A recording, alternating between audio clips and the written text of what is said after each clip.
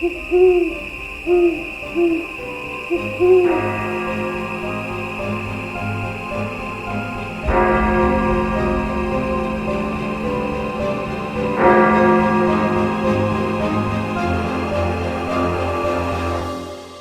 12 past 3.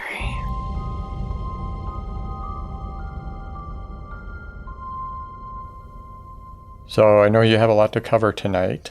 Yeah. So we'll get to it, but I had one freaky thing that happened last night. Oh my gosh. Not freaky, but just kind of weird. So I was doing a crossword puzzle before I went to bed, and there was this 4-letter word. Second letter I knew was an A, and the clue was a bird that epitomizes happiness. Now, I should have known this, but once I found the answer, I realized it was pretty obvious. But anyway, so I left that alone and I went to bed. Yeah. And as you know, I put my noise-canceling headphones on because this place is like a frat house. It's never quiet around here. And occasionally I'll listen to those sleep stories. Yeah. I won't talk about the app, I'm not going to promote that or whatever, but so I got this random sleep story, and it was about the Ridgeway in England. So it's a path, just walking in nature, right? So she's talking about walking around, and she mentions about seeing a lark. And she actually makes a comment about how they're frequently used to symbolize joy. Really? And I was thinking, how weird was that I just had a clue about this bird. Yeah. And then I'm listening to this sleep story, and she mentions the answer. Did you go fill it in quickly before you forgot? No. Yeah, I was like, no. But I was wondering if those are just really weird coincidences. Yeah. Or there's something else really bizarre going on. It's weird. I was just talking to your uncle about this the other day. Yeah. About like having a dream and then seeing something that, like having your dream actually happen. Yeah. Or something similar. Yeah. Have you ever had that? I literally just had that recently. Really? What was it? I had a dream. It was like months ago, though, that I was out driving with my friend and we kind of got lost and we were trying to find the freeway. And then that kind of happened like last week. Obviously, we made it back safely, but neither of us could go on our phones for directions. So it was exactly like my dream. It's really spooky. I've had those a couple of times. Yeah. At least a couple that I can think of off the top of my head. But like you, it was a long time between the dream and then the event. Yeah. Like I would have a dream that I was someplace that I'd never been before. And then a while later, I would be somewhere and it'd be like deja vu, and I'd remember the dream that it was this place that I was at. And it's such a weird feeling, too. Yeah. Like the realization that, hey, I dreamt of this. Yeah. Yeah, it's freaky because then when you have bad dreams, you worry about whether they're going to come true. Yeah. I always wondered if that was just like weird coincidences, just randomness. I don't know, because I've heard quite a few people say that their dreams come true. And it's not like big event things, but small things in their life that they dreamt about and it coming true. Yeah, I just wonder if it's, again, just random. Like out of all the dreams and all the people who are having dreams, that you're going to have some that just coincidentally match up with. That's why I make sure to tell people like my dreams sometimes if I remember them, because if it ends up happening, I don't sound crazy. Well, it's not like doubting that it happened. Yeah. It's just whether it's some weird psychic thing or just randomness. Yeah. I like to believe I'm a psychic. Okay, yeah. I wish, but also I don't want any of the bad dreams coming true either. Thankfully, they're like so bizarre that I don't think they could. I would not want to know what's going to happen. Yeah, no. If it's like small, simple things, small details of us getting lost, I knew the dream wasn't a bad dream. Like, I didn't remember all of it, but I knew it wasn't like horrible at the end. Yeah. Well, have you ever had dreams like when you're driving and you get into an accident or something? Yes. Yeah, and then so I'm worried about, all right, now I have to be extra careful because that might happen. Yeah. I've predicted an accident and purposely didn't go because of it. Well, that's a tough one too, right? Because you have a premonition or something, or just intuition that you shouldn't do something. But if you don't do it, you never know.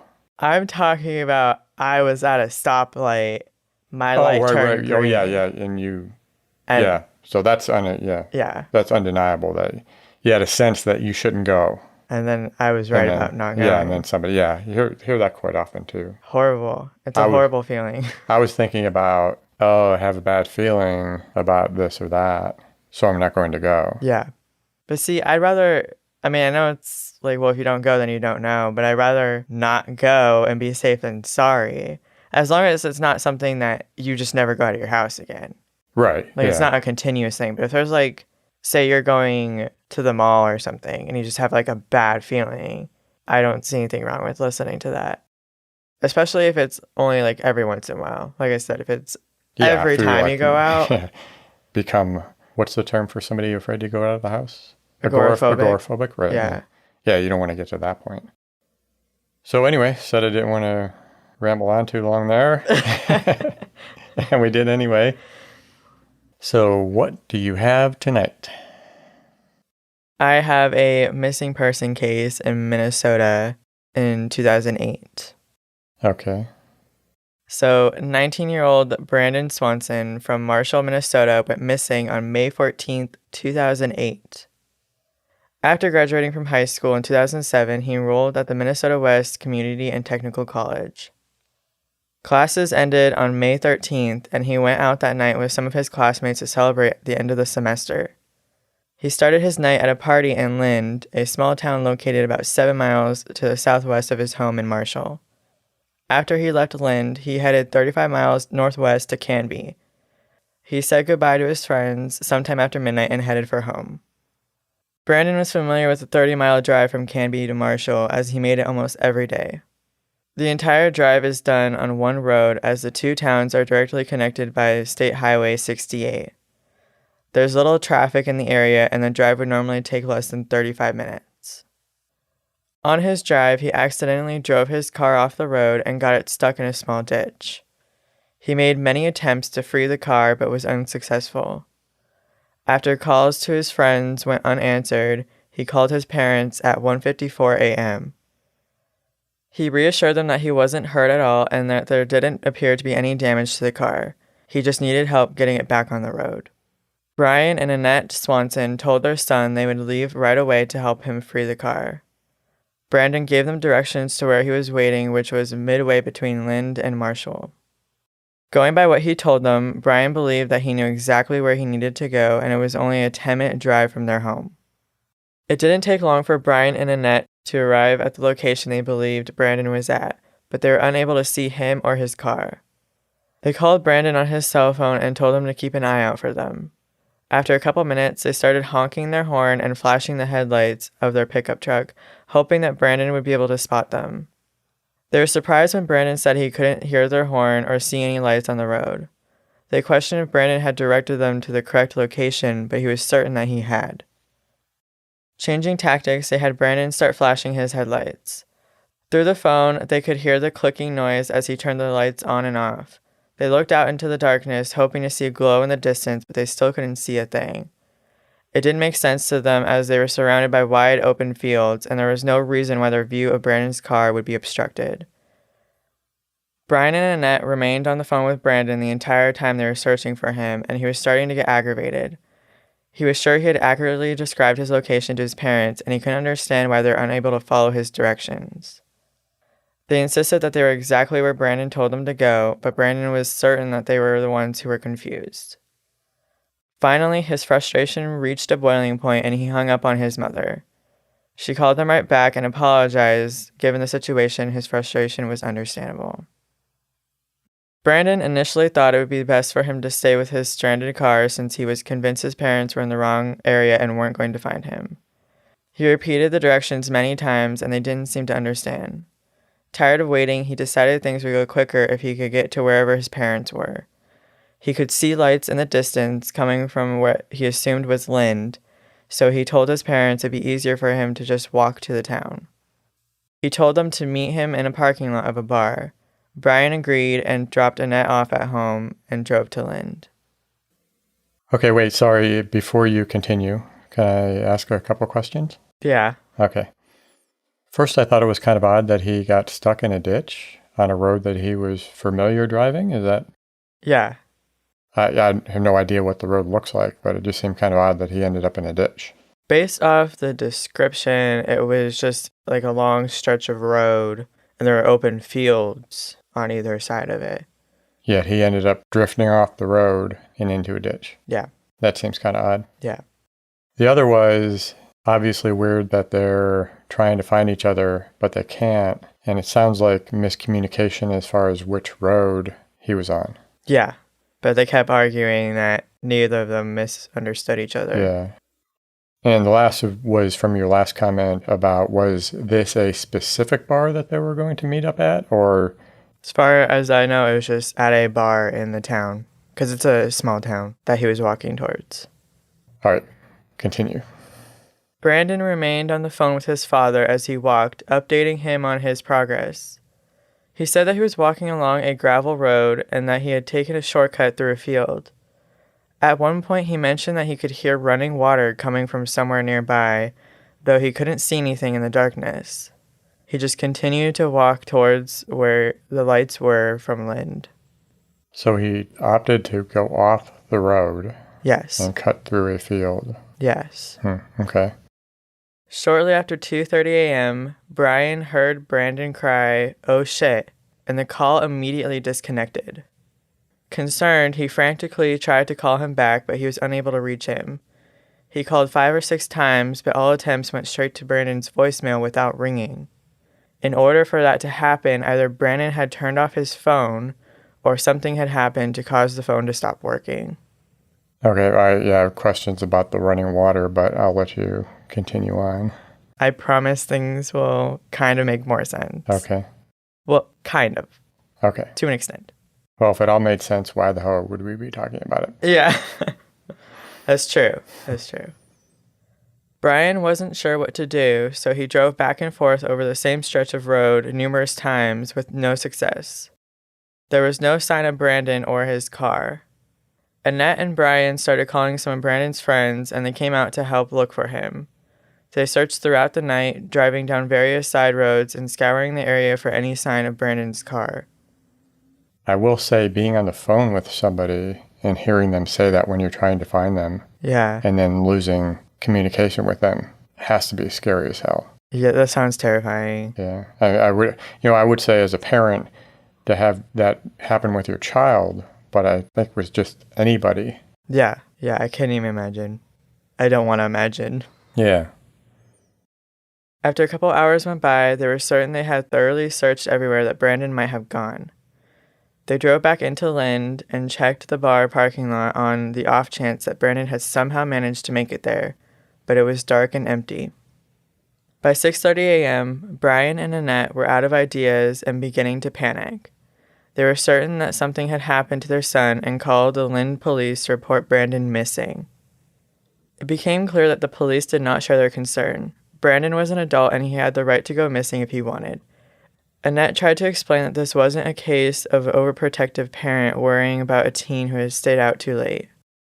Finally, a couple hours after they initially reported Brandon missing, police in Lind agreed to open a missing person case. Do they have to open up a missing person case just to help try to find him? I think for the official missing person report that they were trying to file. I mean, they also weren't convinced that he was actually missing. They thought that he just... Somebody comes in and says, hey, I was on my phone with my kid and he was lost. Yeah. And then he cried out and the phone went dead.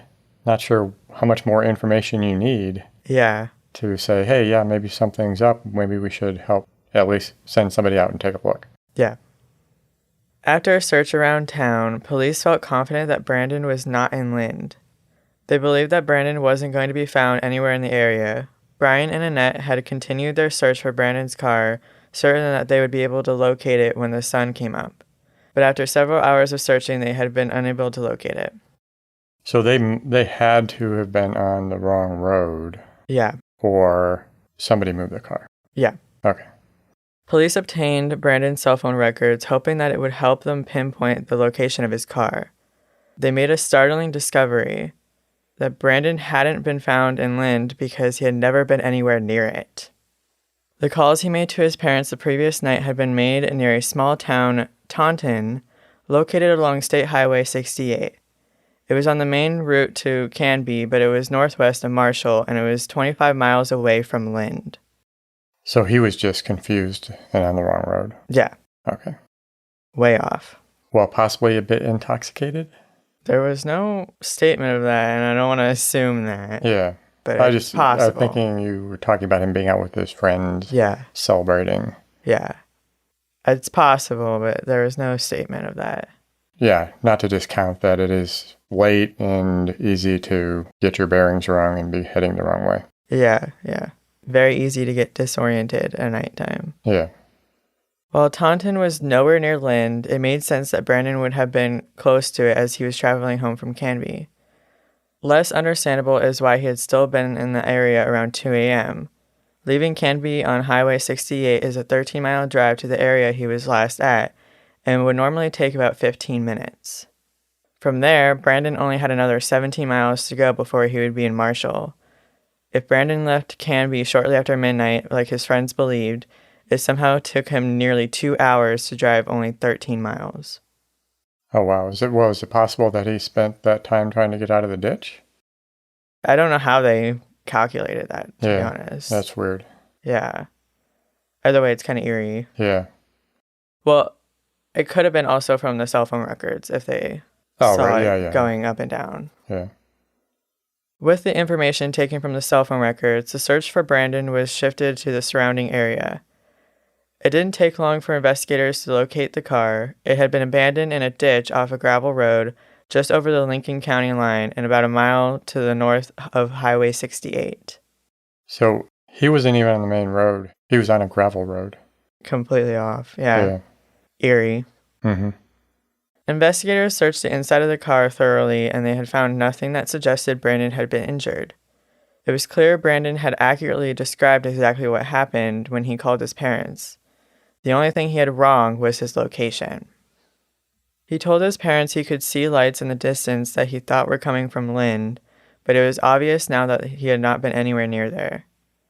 The location where his car was at was surrounded by grass and gravel, and there were no visible tracks to show which direction Brandon had walked when he left his car. Further analysis of his cell phone records showed that his call to his parents had been routed through a cell phone tower near Minneota, another small town on Highway 68 located about 4 miles southeast of Taunton. An extensive ground search was launched, with searchers concentrating on the area that had been pinpointed by Brandon's cell phone records. Helicopters flew over the area looking for anything that might be relevant. Bloodhounds were brought in, and they were quick to pick up on Brandon's scent. They followed the scent trail for nearly 3 miles as it went past fields and headed in west-northwest direction to an abandoned farm. The dogs continued past the farm and headed along the Yellow Medicine River. When they reached a certain point, their actions seemed to indicate that Brandon had entered the river. The water ranged from knee-high to around 15 feet. Even if Brandon had entered the water, it wouldn't have necessarily meant that he drowned. It was possible that he could have made it across the other side, but the dogs were unable to follow the trail any further. So I was thinking that he fell into a river when he mentioned the water, and then he was like, oh shit. Yeah. But it could have been he just dropped his phone. That is possible. Yeah. Worried that Brandon may have fallen into the water and drowned, the area along the 2-mile stretch of river was searched extensively. If Brandon had drowned, his body would have been washed downstream, but searchers found nothing at all. Sheriff Jack walked up and down the riverbank for 30 days with no results. Investigators determined that it was unlikely Brandon had drowned there. Very odd. Yeah. The official search for Brandon was suspended after a week, but his family continued to search on their own. On May 24th and again on June 7th, around 100 volunteers joined Brandon's parents in searching areas to the south and east of Porter. Some of the searchers used ATVs to be able to cover more distance, while others walked or rode horses. Despite their extensive effort, they found no sign of Brandon. That's bizarre, and no chance that he might have ended up further downriver than they suspected he might? I don't know. They said that they walked to the riverbank, so Hmm. I mean, it's possible, Right. but I figured that someone would have found him. Right. Yeah. The search effort resumed in the fall once all the fields in the area had been harvested. Cadaver dogs were brought in to assist, and though they seemed to be following a scent trail into the area to the northwest of Porter, they eventually lost the scent and nothing was found. Wait, so they picked up a scent? Yeah. I'm sorry, was it in the area that they had suspected he was in, or was this a different area? I'm pretty sure it was the same area that they found the car in because all the fields had been harvested. Okay. When winter came, bringing along snowstorms and frigid temperatures, the search was suspended once again. By this time, 122 square miles had been searched without turning up any trace of Brandon. A tip line that had been set up brought in 90 leads, but none of them led to Brandon. The search involved 500 volunteers, 34 dog handlers from 9 different states, and countless hours. Wow. Brandon's case was handed over to the Minnesota Bureau of Criminal Investigation in 2010. From that point on, they'd be the lead agency on the case. Their investigation was focused on the area around Mud Creek, a side stream of the Yellow Medicine River located directly north of Taunton and to the northeast of Porter. They continued to search there periodically over the next few years. There have been many theories to try to explain Brandon's sudden disappearance. Some people believe he may have staged his own disappearance, but it seems highly unlikely. Brandon was a good student, there were no problems at home or school, and he was looking forward to transferring to a school in Iowa a few months later to continue his studies. That seemed awfully elaborate for somebody trying to fake a disappearance. Yeah, well, like with the phone calls and... Yeah, and then the whole... Yeah, I don't know. That just doesn't seem right. Yeah. Like you said, the circumstances surrounding his disappearance also point away from it being staged. Purposely getting your car stuck on the side of the road, calling your parents for help, and then staying on the phone with them for nearly an hour, pretending to experience some kind of unsettling event is simply not likely. Yeah. Another theory is that Brandon was struck and killed by a car while walking, and the driver panicked and hit his body. While there have been a handful of cases where this had happened, it is doubtful that it happened since he had been cutting through fields, not walking along the road. This is supported by both cell phone records and the path taken by tracking dogs, both of which indicate Brandon was not on the road. And if this had happened, there would have been evidence left on the accident scene. Blood, tire marks, and possibly pieces of the vehicle should have been found, but extensive searching produced no evidence of this. Yeah, that seems really off base too. Foul play is possible, but unlikely. The area Brandon was in was sparsely populated. Taunton, for example, had a population of 135 at the time, and only 175 people lived in Porter. Most of the area is farmland. It would have been almost unlikely for someone to wait for Brandon, as there was no way anyone in the Porter area could have known ahead of time that he was going to get his car stuck in the ditch and proceed on foot. Yeah, it seems really random that he would run across somebody that would want to hurt him. Yeah. It was stated that it's safe to rule out the theory that this was a crime of opportunity because it was believed that the chance that someone just happened to see Brandon walking in the dark and decided to kill him was slim, considering the small population size.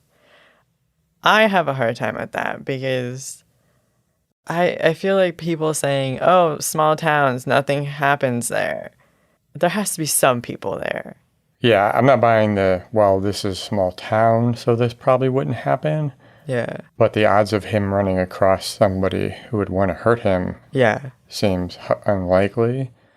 But I guess kind of like what we were just talking about in the beginning about do things just randomly happen, right? Yeah. So out of all the people who have ended up getting stuck out in the middle of nowhere, is it possible that somebody could run across somebody who wants to hurt them? I wouldn't be surprised. It's a cruel world. But, I don't think it'd be a targeted thing. No, I think it would be a crime of chance, right? Yeah. He just happened to run across somebody. Yeah. So what do you think more likely, that or him staging his own disappearance?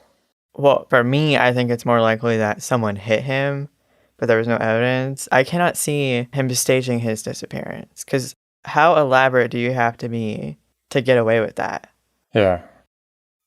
It is more likely to be written off that Brandon's disappearance was nothing more than a tragic accident. He was attempting to make his way on foot through darkened fields and side roads. No lights were in the area to guide him, and no houses or businesses were nearby to use as landmarks. You know, sometimes you don't realize how dark is.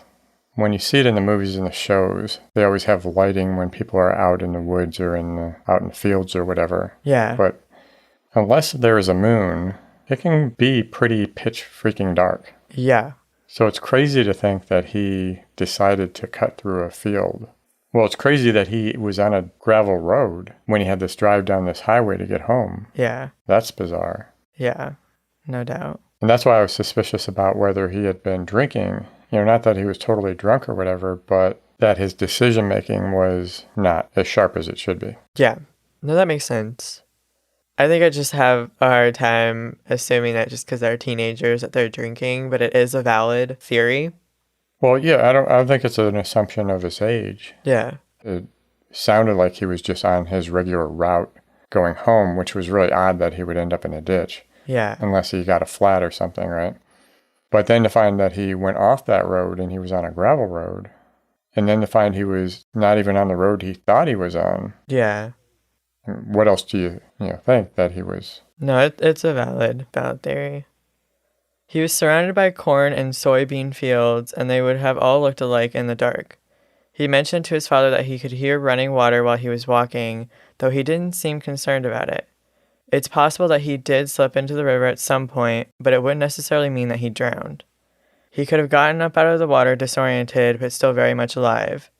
He may have been able to keep walking for a while, but he would have been wet and cold and likely would have died from hypothermia eventually.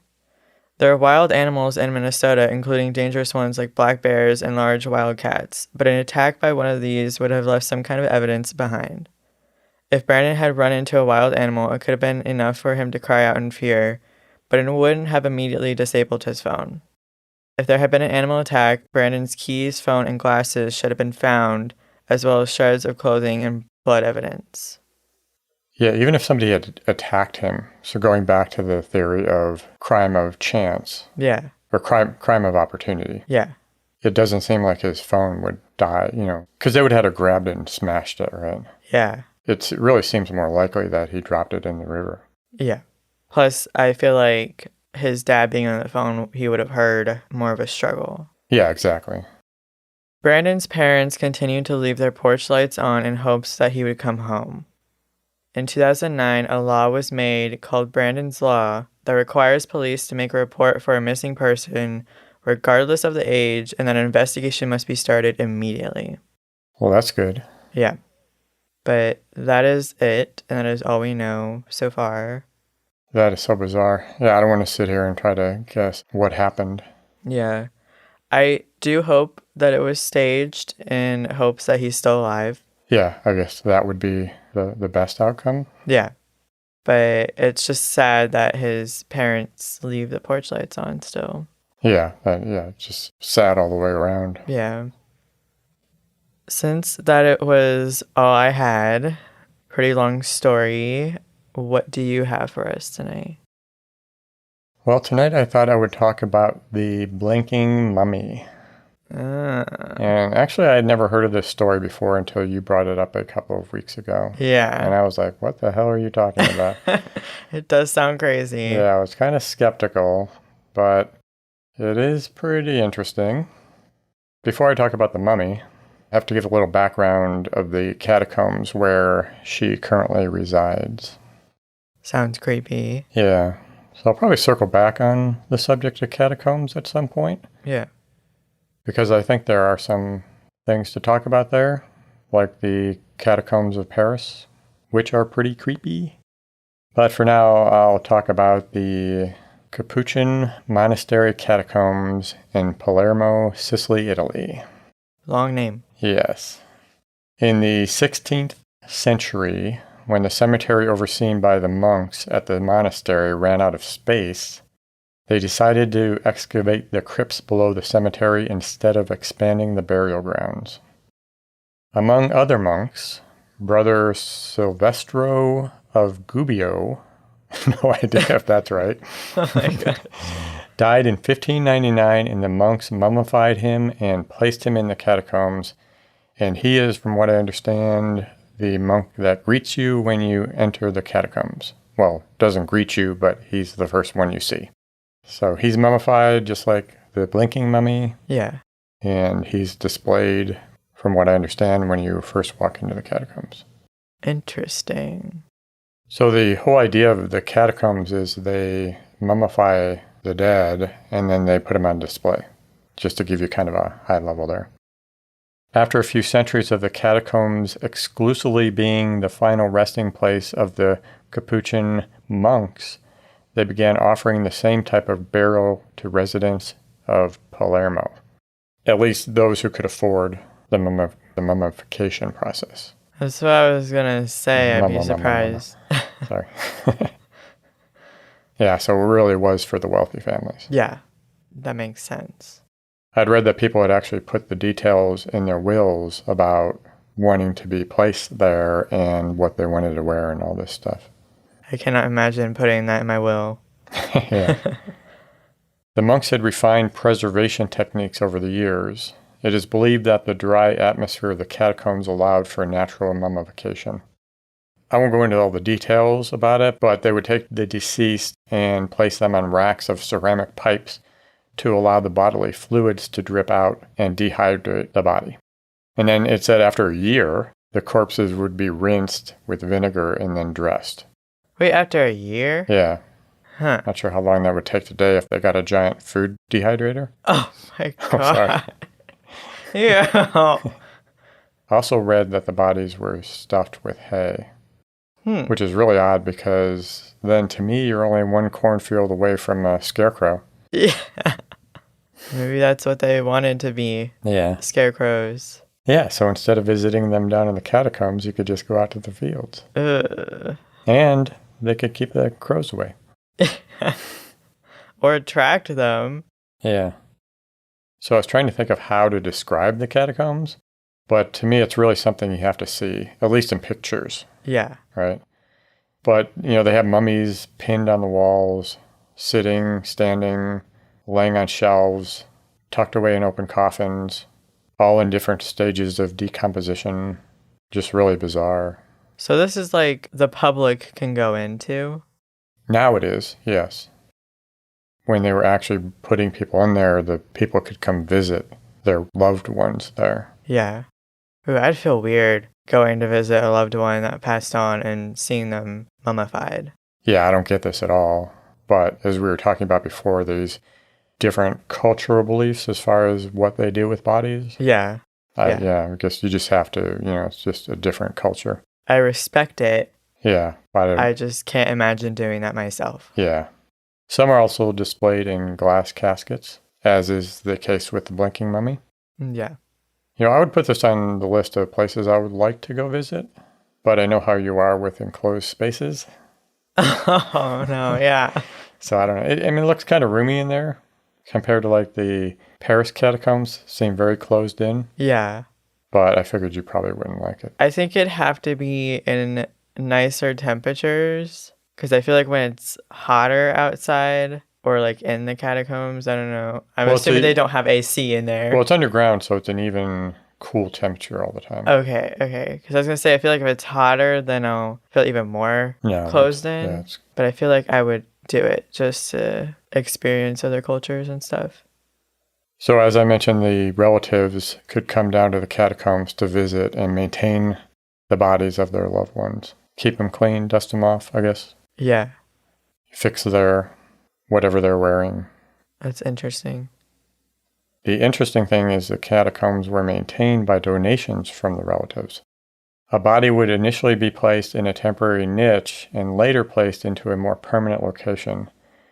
If the donations from the family stopped, the body would be set aside on a shelf until payments resumed. Oh. Now that's kind of weird because we were just talking the other day, the weird conversations we just randomly have, cemetery related. Yeah. First about how can cemeteries possibly be sustainable as the world population grows? Yeah. You're taking up all of this land to bury. Yeah. And the other, we were talking about how do they once they've sold all the plots, where do they get the money to maintain it? Yeah. And I guess they could make the families pay. And if they don't, like we talked about, if they don't dig them up and... Oh, no. Yeah, that's what I wondered. I thought they, like, paid monthly rent or something. No, yeah. Yeah, they don't. So I don't know where they get their money, but I guess the catacombs had a good idea where just force the relatives to keep paying. Yeah. It is said that the catacombs contain about 8,000 corpses and a little over 1,200 mummies that line the walls. It's a lot. Another weird thing is that they have it sectioned off into different categories. So for like families, the catacombs has like rooms. Yeah. And there's places for families, men, women, children, clergy, professionals, and virgins. Oh my gosh. That might be something you put in your will. Don't put me in the virgin room. Yeah. Just put it on display for everyone. Yeah. The Sicily Mummy Project was created in 2007 to study the mummies and create profiles of the deceased. Like Facebook profiles? No, I think just for historical purposes. Yeah. Led by Italian biological anthropologist Dario Piombino Mascali. No idea if I said that right, as usual. We'll go with it. Yeah. As usual. If I bring him up again, I'm just going to say Dario. Okay. No offense. Okay. And also X-rays and CT scans are part of the process, which will come into play a little bit when we talk about the blinking mummy, which I am going to do right now. Okay. All right. 2-year-old Rosalia Lombardo. I read she was actually a week shy of her second birthday when she died of pneumonia in 1920, possibly a victim of the Spanish flu epidemic. Oh. Her father, Mario, was so devastated he approached the Sicilian taxidermist and embalmer Alfredo Salafia and asked him to preserve Rosalia's body. Alfredo did such a skillful job that 100 years later, Rosalia looks like she is dozing in her case. I don't know if that's, like, impressive or creepy or sad. No, it's creepy. I mean, seriously, I can't even look at the picture too long because it is just creepy. Yeah. She does look like she's sleeping, but she's dead. Yeah. So I was like, ugh. The catacombs had actually been closed in the late 1800s because no more vacancies, I guess. Yeah. And only 2 exceptions were made after that, Rosalia being one of them. So she's in a glass case. I don't remember if I mentioned that. Yeah. She is considered one of the world's most preserved mummies, and even her internal organs are still intact. It's crazy. She is so perfectly preserved with only a slight purplish cast to her skin, she has been given the nickname Sleeping Beauty. The embalming technique used was a mystery until Dario tracked down living relatives of Salafia. The relatives still had his handwritten notes that outlined the chemical formula he used. Unlike the usual embalming techniques that remove the internal organs, Salafia made a small puncture in the body and injected a mixture of formalin, zinc salts, alcohol, salicylic acid, and glycerin. The formalin killed bacteria that causes the decomposition process.